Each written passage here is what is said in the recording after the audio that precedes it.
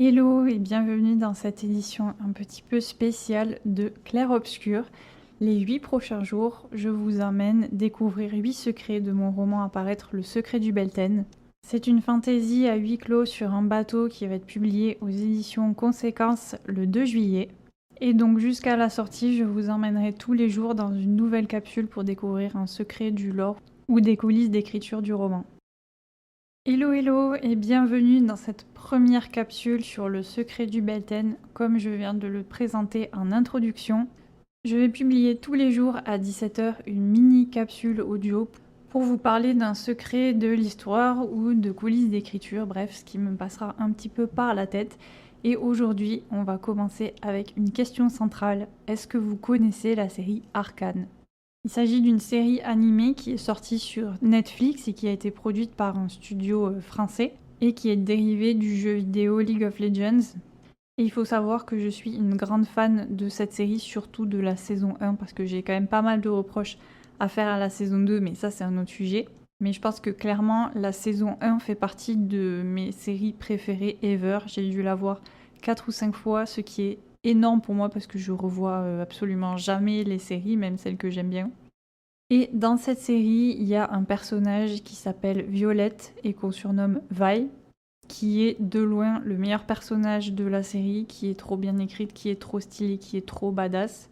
Bref, je l'aime trop et en fait, quand j'ai commencé à écrire le roman, je voulais absolument qu'une des deux protagonistes ait un prénom qui commence par VI, pour faire du coup un clin d'œil au personnage de Violette dans Arcane.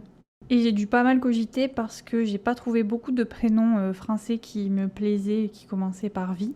Sachant qu'il y a vraiment une réflexion autour des prénoms, ça fera l'objet d'une prochaine capsule. Et donc je voulais quand même que ce soit cohérent avec le reste de l'univers, et donc j'ai fini par décider d'inventer moi-même un prénom.